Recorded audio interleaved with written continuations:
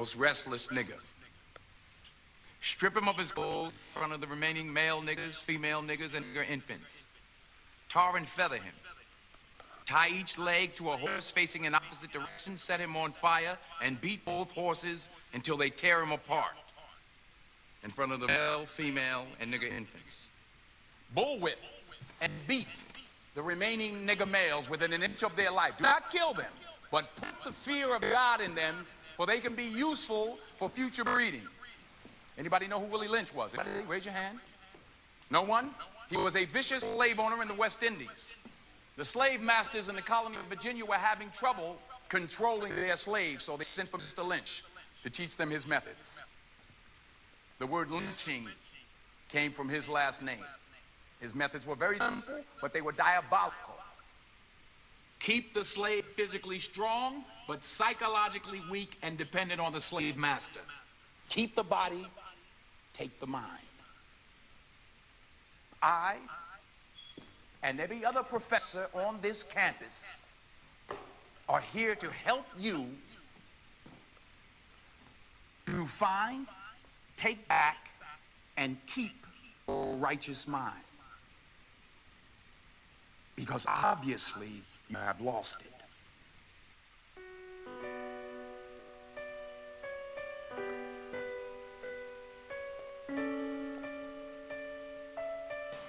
This speech was delivered by Willie Lynch on the banks of the James River in the colony of Virginia in 1712. Lynch was a British slave owner in the West Indies. He was invited to the colony of Virginia in 1712 to teach his methods to slave owners there. The term lynching is derived from his last name. Greetings, gentlemen. I greet you here on the bank of the James River in the year of our Lord 1712. First, I shall thank you, the gentlemen of the colony of Virginia, for bringing me here. I'm here to help you solve some of your problems with slaves. Your invitation reached me on my modest plantation in the West Indies, where I have experimented with some of the newest and still the oldest methods for control of slaves. Ancient Rome would envy us if my program is implemented. As our boat sails south on the James River, named for our illustrious king, whose version of the Bible we cherished, I saw enough to know that your problem is not unique. While Rome used cords of wood as crosses for standing human bodies along its highways in great numbers, you are here using the tree and the rope on occasions. I caught a whiff of a dead slave hanging from a tree a couple miles back. And you're not only losing valuable stock by hangings, you are having uprisings, slaves are running away, your crops are sometimes left in the fields too long for maximum profit, you suffer occasional fires, your animals are killed. Gentlemen, you know what your problems are. I do not have to elaborate. I'm not here to enumerate your problems. I'm here to introduce you to a method of solving them. In my bag here, I have foolproof method for controlling your black slaves. I guarantee every one of you that if installed correctly, it will control the slaves for at least 400 years. My method is simple. Any member of your family or your overseer can use it. I have outlined a number of differences among the slaves, and I take these differences and I make them bigger. I use fear, distrust, and envy for control purposes. These methods have worked on my modest plantation in the West Indies, and it will work throughout the South.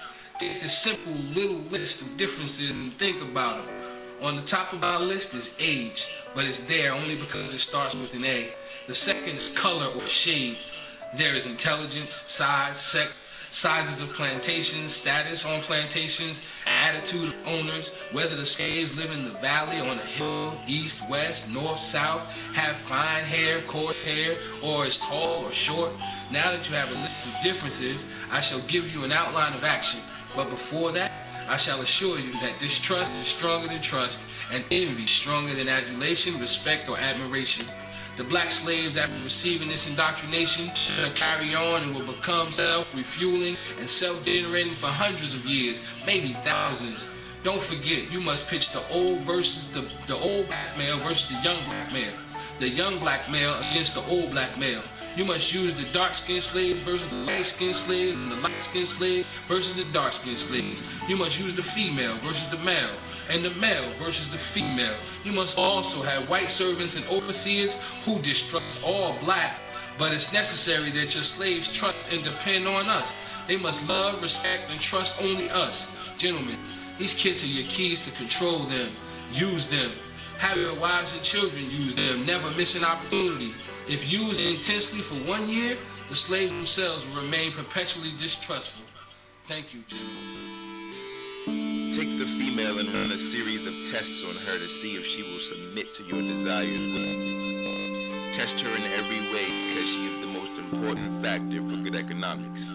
If she shows any sign of resistance and submitting completely to your will, do not hesitate to use the bullwhip on her to extract that last bit of bitch out of her. Take care not to kill her, for in doing so you spoil good economics. When in complete submission, you will train her offsprings in the early years to submit to labor when they become of age. Understanding is the best thing. Therefore, we should go deeper into this area of the subject matter concerning what we have produced here in this breaking process of the female nigger. We have reversed the relationship in her natural, uncivilized state.